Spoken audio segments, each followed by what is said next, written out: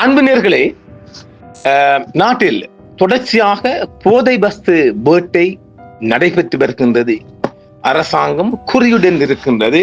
இந்த போதை வஸ்தை ஒழிக்காமல் விடப்போவதும் இல்லை. அதற்கு எல்லா தரப்பாலும் சகல தரப்பிலும் இருந்து ஆதரவு பெருகி வருகின்றது.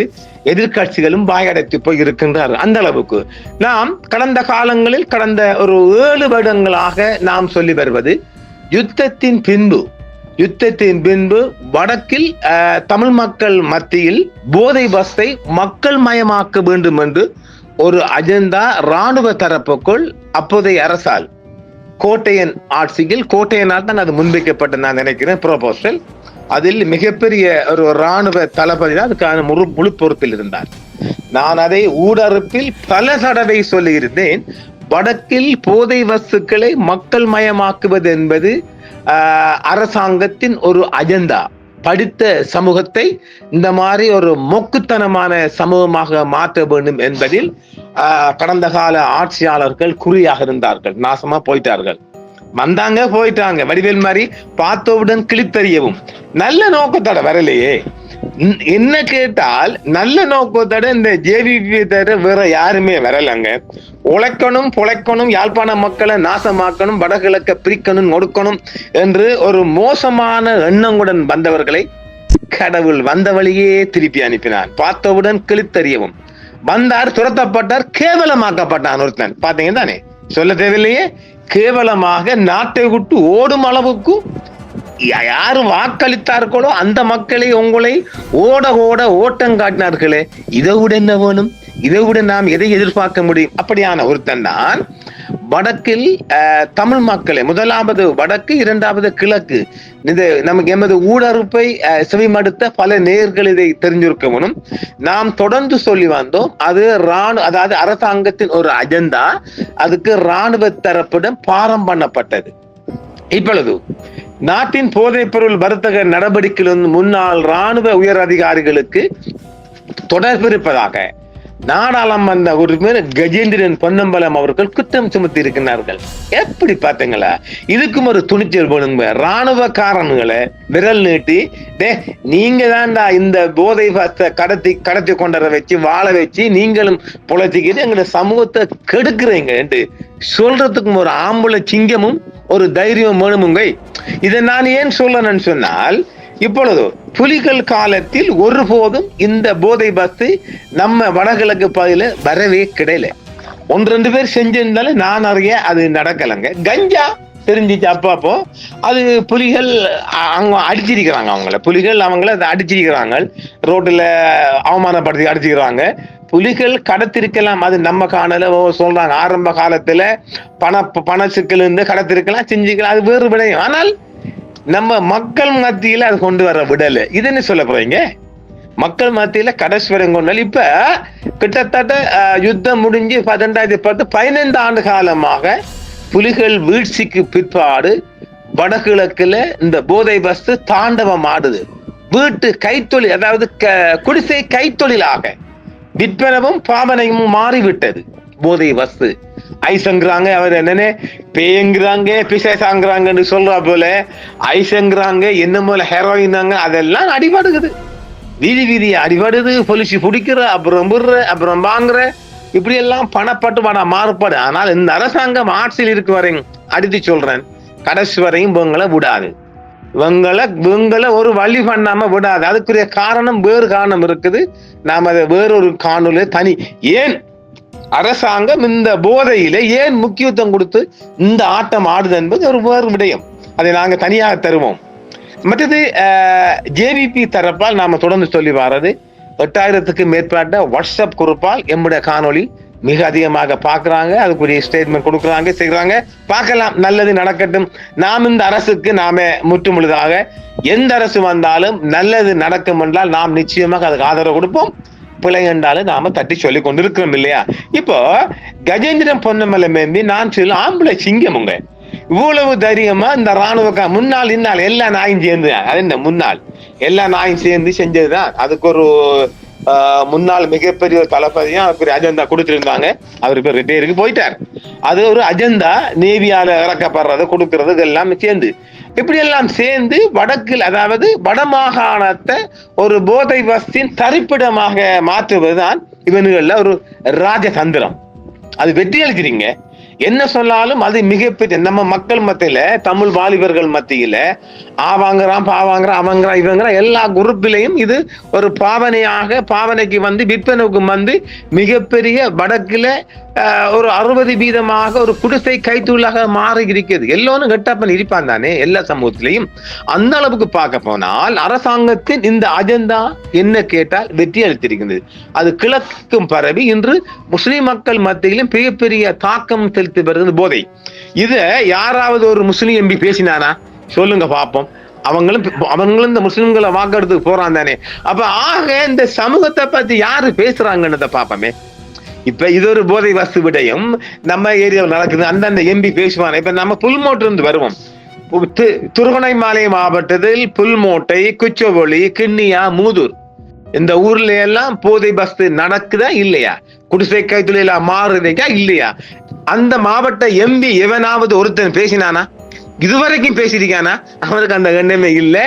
அவன் வாக்களிக்கணும், இவங்க வெல்லணும், இப்படியே வேண்ட காலம் போயிடுச்சு. அதே போன்றோம் வாழைச்சேனை, ஓட்டமாவடி, ஏறாவூர், காத்தாங்குடி இந்த ஊர்ல நடக்கலையா?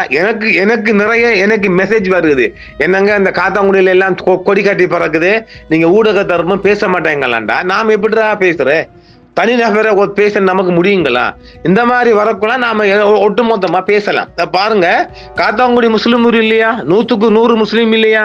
ஏறாவூர்ல தனிக்கார முஸ்லீம் இருக்கு இல்லையா? ஓட்டமாவடியில முஸ்லீம் இல்லையா? வாழைச்சேன்ல முஸ்லீம் இல்லையா? இந்த ஊர்ல தமிழை விட முஸ்லீம்காரங்க தானே கூடுதல் அந்த வியாபாரத்தை பண்றான். குடிசை கைத்தொழில போகுதா இல்லையா? யாராவது ஒரு முஸ்லீம் தாடி வச்சு தொப்பி போட்டு இஸ்லாம் சொல்ல ஒரு முஸ்லீம் எம்பி நாடாளுமன்றத்துல சொல்லியிருக்கானா இதை பிடிக்கணும், இந்த ஊருக்கு வரணும், கூடுதலா படைய போடுங்க சொல்லியிருக்கானா? வாயை துறக்கலையே. பங்காளிகளா இல்ல வாக்குகாயா? இப்ப நான் கேட்கப்ப இவனுக்கு எல்லாம் பங்கு போகுமா இல்லையா? சில போல சொல்ல தெரியாதானே, நமக்கு யாருக்கு தெரியும்? அதெல்லாம் சொல்ல தெரியும். அதே போன்று அம்பாறை மாவட்டத்திலே நிந்தூர் போன்ற ஊரெல்லாம் கொடி காட்டி பறக்குது. அப்படி வருவோமா? மருதமுனை, கல்முனை, சாய்ந்தமருது, நிந்தபூர், ஒலிபில், பாலமணி, அட்டாளச்சேனி, அக்கரைப்பட்டு, பொத்திவில், இறக்காமம் இது போலவும் முஸ்லிம்கள் வாழ்ற ஊர். இந்த ஊர்ல கொடி கட்டி பறக்குதா இல்லையா? இந்த ஊரை பிரதிநிதிப்படுத்துற ஒரு முஸ்லிம் எம்பி பார்லிமெண்ட் இதை பத்தி பேசலாமா இல்லையா? இதுவரைக்கும் பேசியிருக்கானுங்களா? வாயை திறந்திருக்கானுங்களா? இப்ப என்னண்டா ஒரு முஸ்லிம் பாருங்க, மலைய மக்களுக்கு கொடுக்குற அந்த பிச்சை காசுக்கு எதிராக பேசியிருக்காரு அமருகர். எவ்வளவு கேவலம் பாருங்க. இப்ப பாருங்க, அவருக்கு என்ன கண்ணு குத்திக்கு பாருங்க. மலைய மக்கள் தோட்ட தொழிலாளர் மக்களுக்கு 150 ரூபாய் 200 ரூபாய் சம்பளம் கொடுக்கறத அந்த சம்பளத்துக்கு எதிராக ஒரு முஸ்லிம் எம்பி பேசிக்கிறான்னு சொல்லி மிகப்பெரிய அமளி சொம்பளியா ஊடக பரப்பெல்லாம் வருகிறது என்றால் என்ன கேவலமுங்க. பேசுறதுக்கு எவ்வளவு விடயம் இருக்கா? அந்த மலைய மக்களுக்கு அள்ளி கொடுக்கணுங்க. இன்றைக்கு இந்த நாடு தாங்கியிருக்கின்றால் நாட்டிட நிதி நிலைமை அவ்வப்போது சருகி போகும் நிலையில், அப்பப்போ அதால பாதாள நோக்கி செல்லுகிற நிலையில இந்த தோட்ட தொழிலாளி மக்கள்ல தேயிலை தூள் தான் இன்னமும் கொடி கட்டி பறக்கு வருமானத்தை உருவாக்குது. ஆக மிக நெருக்கடியான காலங்களில் இந்த தோட்ட தொழிலாளர் தேயிலை தான் எல்லா பக்கமும் கை கொடுத்திருக்கு. அந்த மக்களுக்கு ஒரு 200 ரூபாய் பணம் சம்பளம் கூட்டுவோம் என்று வந்தால் ஒரு முஸ்லிம் எம்பி ஒன்று மிகவும் காரசாரமாக அதுக்கு எதிராக பேசியிருக்கிறாரா நாடாளுமன்றத்தில். இது ஊடக பரப்புல வந்திருக்குது, நாம் அதை தனியா பார்ப்போம். ஆக இந்த விடயங்கள்லாம் இப்படி நடக்கின்ற போது ஒரு மீசை வச்ச ஆம்புல முஸ்லிம் எம்பி இதை பத்தி பேசல. ஆனால் நம்ம கஜேந்திரகுமார் பொன்னம்பல எம்பி பேசியிருக்கார். அவருக்கு நாம் ஒரு உத்தம ஆச்சாரிய சிங்களத்துல சொல்லலாம். அவருக்கு நாம் இதயம் நிறைந்த மனம் நிறைந்த நன்றிகளை இந்த ஊடக வாயிலாக நாம் அவருக்கு தெரிவித்துக் கொள்கின்றோம். ஏனெனில் இதுவரைக்கும் யாரும் நாடாளுமன்றத்தில் இராணுவக்காரனை கை நீட்டி நீங்க தான்டா இதை வளர்க்குறீங்க, நீங்க தான்டா இதை கொண்டு வர்றீங்க, நீங்க தான்டா கடத்துறீங்க, இந்த போதைக்கு நீங்காண்டா ஒத்துழைப்பை கொடுக்குறேன்னு ஒரு எம்பி இதுவரைக்கும் பேசினது இல்லை. முதலாக ஒரு சிங்கம் பேசியிருக்குது. வாழ்த்துக்கள். இந்த அரசாங்கம் போதைப் பொருளுக்கு எதிராக முன்னெடுத்து வரும் நடவடிக்கைகளுக்கு நாம் பூரண ஆதரவினை வழங்குகிறோம் என்றும் அதில் எவ்வித மாற்று கருத்தும் கிடையாது என்றும் நம்ம கஜேந்திரன் பொன்னம்பலம் அவர்கள் அழகாக தெளிவாக பேசியிருக்கின்றார்கள். வாழ்த்துக்கள் ஐயா. எனினும் வடக்கு கிழக்கு மாகாணங்களில் போதைப் பொருளுக்கு எதிரான நடவடிக்கைகளை இராணுவத்தினரின் தலையீடு இன்றி மேற்கொள்ள முடியாது. நான் அதனை மீண்டும் வலியுறுத்தி கூறுகிறேன். அழகாக தெளிவாக தெரிவித்திருக்கின்றார்கள். தெற்கில் முன்னாள் ராணுவ அதிகாரிகள் இந்த போதை வஸ்து பொருள் வர்த்தகத்துடன் தொடர்படுகிறார்கள். கடந்த 17 ஆண்டுகளாக இந்த பிரச்சனை சரியான முறையில் அணுகப்படவில்லை என்றும் அவர்கள் தெரிவித்திருக்கின்றார்கள். தற்பொழுது இந்த பிரச்சனை தெற்கிலும் பாரிய அளவில் பூதாகரமாக மாறியுள்ளது என அவர்கள் அழகாக தெளிவாக சொல்லியிருக்கின்றார்கள். பிரதி பாதுகாப்பு அமைச்சர் யாரையும் காப்பாற்ற முனையக்கூடாது. வடக்கு கிழக்கில் காணப்பட்ட போதைப் பொருள் பிரச்சனை தற்பொழுது நாடு முழுவதும் புற்றுநோய் போல் பரவி உள்ளது என நம்ம கஜேந்திரன் பொன்னம்பலம் எம்பி அவர்கள் தெரிவித்திருக்கிறார்கள். வாழ்த்துக்களை மீண்டும் மீண்டும் நான் அழகாக இதயபூர்வ வாழ்த்துகிறேன். நிச்சயமாக இந்த போதை ஒழிக்கப்பட வேண்டும் என்றால் இலங்கையில் வாழ்கின்ற மனித சமுதாயம் தலை நிமிர்ந்து வாழ வேண்டும் என்றால் இந்த போதை வஸ்து விடயத்தில் அரசாங்கம் மும்முரமாக இருக்கட்டும். யார் எவர் சொன்னாலும் இறைவன் வந்து இறங்கி வந்தாலும் போதை வஸ்து ஒழிப்பதில் அரசாங்கம் பின்வாங்க போவதில்லை என்பதை நான் ஜேவிபிக்கு உள்ளிருந்து தகவலாக தருவேன். ஒருபோதும் இதை அவர்கள் பின்வாங்க போவதில்லை. ஏனெனில் அவர்கள் இந்த போதை வஸ்தை வளர்ப்பார்களால் வார வருகின்ற எதிர்வரும் தேர்தலில் அவர்களை எதிர்க்க போவது இந்த போதை வஸ்து பணம் தான். அதாவது நான் மீண்டும் மீண்டும் சொல்லுகிறோம், வருகின்ற தேர்தல் ஒன்று நடந்தால் ஏனெனில் அவர்கள் ஒரு சர்வஜன வாக்கெடுப்புக்கு போகும் எண்ணம் ஜேவிபிக்கு இருக்கின்றது. நல்ல விடயம், 1000 கோடி லாபம் தான். நிச்சயமாக அவர்கள் ஜேவிபி யாரு நம்ம சூப்பர் லீடர் பெருசு டில்வின் சில்வா ஐயா, நிச்சயமா உங்களுக்கு செய்தி வருகிறது, இதை பார்த்துக் கொள்ளுங்க. நிச்சயமா நீங்க சர்வஜன வாக்கெடுப்பு போங்க, 1000 கோடி லாபம். அந்த லாப காசு நான் இதை ரணிலுக்கும் சொல்லியிருந்தேன். ஆனா பாவி மகனே எலெக்ஷனை வைக்காதப்பா, உனக்கு நட்டப்படுவா, நீ தோல்வி பெறுவேன். கேட்கலையே, கேட்கலையே. இப்ப நாம ஜேவிபிக்கு அடித்து சொல்லுவோம், நீங்க தேர்தல் ஒன்று வச்சீங்கள் என்றால் நீங்கள் தொங்கு பாலம் ஒன்றுக்கு போவீங்க. நாம இப்ப ஆரம்பிச்சிட்டோம். இதான் ஜேவிபி அமைக்க போற அடுத்த நாடாளுமன்ற தேர்தலில் ஜேவிபி ஒரு தொங்கு பாலமாக அமைக்கின்றது.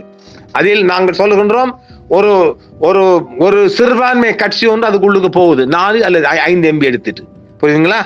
நிச்சயம் தமிழ் பொருள்ல இது ஒரு பார்ட்டி விட்டு போகுது. ஆக ஒரு தொங்கு பாலம் ஒன்று உங்களுக்கு ஒரு 3 டிஜிட்ல ஒரு 105 வரும். மீண்டும் நான் இதை மீண்டும் உங்களுக்கு சொல்லி வருவேன். ஜேவிபி அடுத்த மட்டும் நாடாளுமன்ற தேர்தல் நடக்குமானால் 105 ஆசனத்துக்குள்ளதான் வெல்லும். அப்ப அவங்களுக்கு 113க்கு ஒரு பார்ட்டி தேவைப்படும். அந்த நேரத்தில மிகப்பெரிய நெருக்கடி வரும்.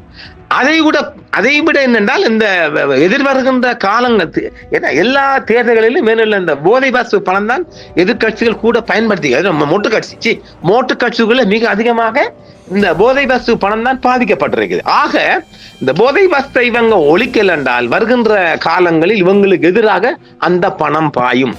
ஆக இப்பொழுது ஜேவிபி அரசாங்கம் திட்டமிட்டு மிகப்பெரிய ஒரு முன்னேற்றகரமான வேலைகளை செய்து வருகின்ற அடுத்த முறை பார்க்க போகின்ற, அதாவது தூர நோக்கு சிந்தனை கொண்ட ஒரு கட்சியாக ஜேவிபி மிளிர்கின்றது. வாழ்த்துக்கள் ஐயா, உண்மையில சிறப்பு. யாரு டில்வின் சில்வா பெரிய சுப்ரீம் லீடர், ஜேவிபி சுப்ரீம் லீடருக்கும் ஒரு வாழ்த்து தெரிவிக்கலாம்.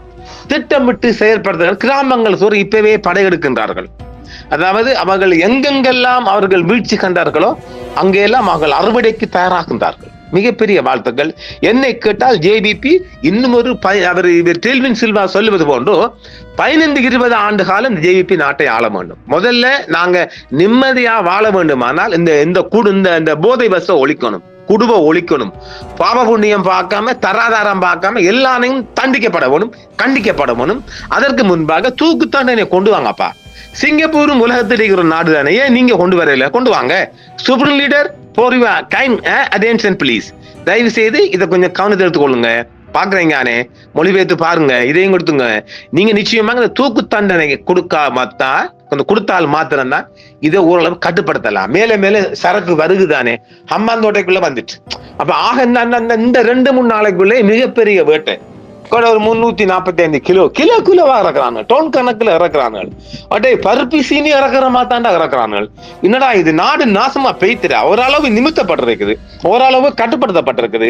இது தொடர வேணும். இதற்கு எல்லாம் ஒரு தனி மனித ரீதியாக யார் என்னென்ன இதுக்கு உதவி பண்ண முடியுமோ, ஒத்தாசை பண்ண முடியுமோ கொடுங்கடா. அதாவது ஒரு நன்மை கிடைக்கும், உங்களுக்கு புண்ணியம் கிடைக்கும். என்னால் இது ஒழிக்கப்பட வேண்டும் நான் குறியறிகிறேன். எந்த எல்லைக்கு சென்றாலும் இது ஒழிக்கப்பட வேண்டும். இது ஒழிக்கணும்னா ஜேவிபி தவிர வேற யாராலையுமே முடியாது.